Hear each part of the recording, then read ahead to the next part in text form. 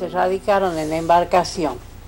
Y bueno, y en esa época era acá era la época de la guerra de Bolivia con Paraguay. Y bueno, como todo árabe, así muy atraído por la parte comercial, decidieron venir a probar suerte acá. Y bueno, vino mi papá solo primero, mi mamá se quedó con un hermano en Embarcación, ellos ya vinieron casados de Siria. Y bueno, le gustó a mi padre porque se trabajaba muy bien comercialmente y bueno, ya se radicó, después ya vino mi mamá también. ¿Y qué vendía él? Comestibles, ramos generales, digamos, claro, ¿no? ramos generales.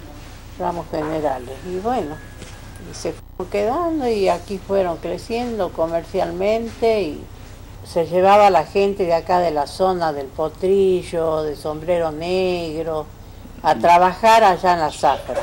Y mi papá era el que tenía así, era como un contratista que traía a la gente de esa zona hasta acá en camión y de acá los embarcaba en el tren. En el tren. En el tren, hasta allá. Y allá la gente iba y trabajaba en la zafra en esa época. Fueron prácticamente uno de los primeros en radicarse aquí. Sí, los primeros, sí. Y en torno a ese negocio también se fue armando todo la estructura social, ¿no? Todo, y ya fuimos creciendo nosotros acá, hicimos la primaria acá, como secundario no había, entonces después nos mandaron a estudiar a Salta. Y ahí nos recibimos de maestra, las que somos las 4 mujeres y 2 varones, que uno falleció hace poco, un año y medio, 2 años va a ser ahora en mayo, y un hermano menor de todos que también es varón, y así nos fuimos quedando nomás acá y se casaron todos, yo soy la única que quedé soltera y me quedé aquí en mi casa. Antes sin el pavimento y con un comercio que necesitaban de proveedores, ¿cómo se manejaban? Y bueno, acá venían generalmente los viajantes, pero a veces se hacía difícil transportar la mercadería porque había tramos de la ruta que era de tierra, porque vos sabés que no hace mucho que contamos con el pavimento, ¿no? Digamos desde que se hizo Caro Kirchner, ¿no? Claro. En ese sentido lo vamos a valorizar mucho porque nosotros la zona se ha favorecido con él. Sí. Porque se ha preocupado por terminar que la ruta 81 sea una ruta pavimentada, que la comunicación con otras provincias resulte más cómoda y más fácil, porque muchas veces nos tuvimos que quedar en medio del barro, esperar que se seque para poder continuar el viaje hasta, digamos en este caso, hasta Juárez, ¿no? Claro.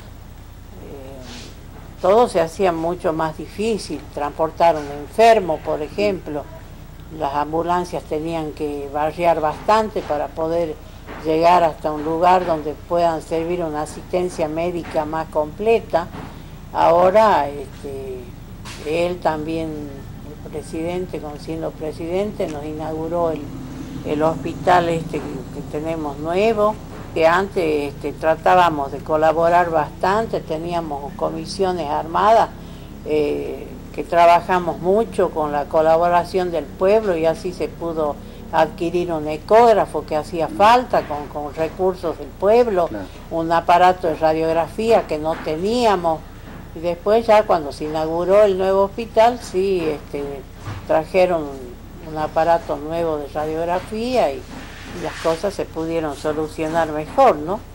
En esa época para el tren, para nosotros era una solución muy grande porque los días de lluvia podíamos viajar en tren y sabíamos que llegábamos, a no ser que se descarrile por ahí, pero se solucionaba el problema.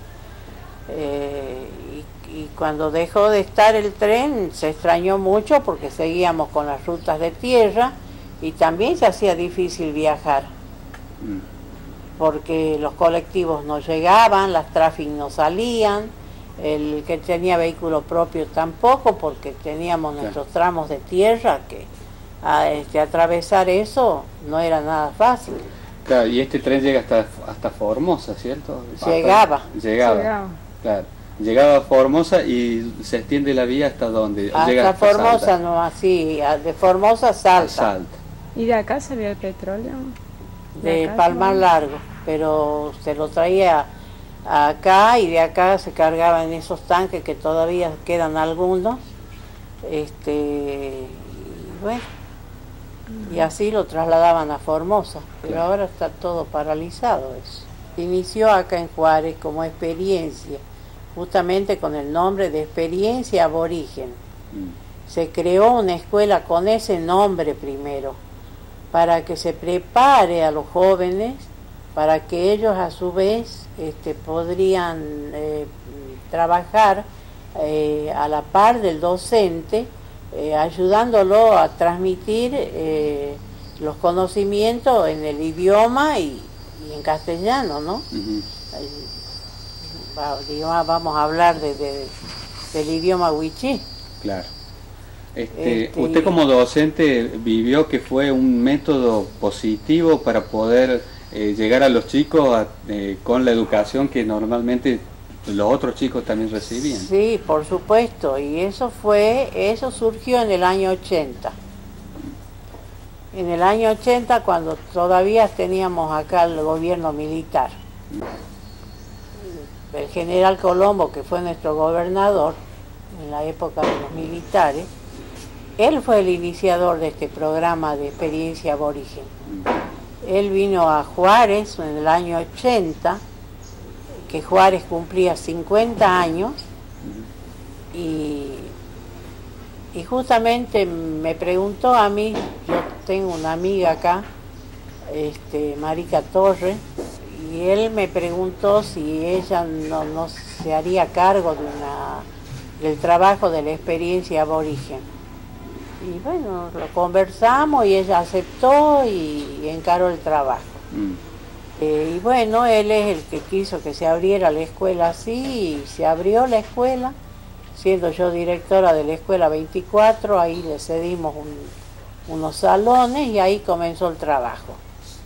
Y cada vez se fue ampliando más, se fue ampliando, se prepararon los auxiliares docentes que eran aborígenes, y de esa manera tenemos que reconocer que se inició el trabajo y con buenos resultados, porque si eso no se hubiera hecho, pienso yo, hoy no tendríamos aborígenes docentes, auxiliares docentes.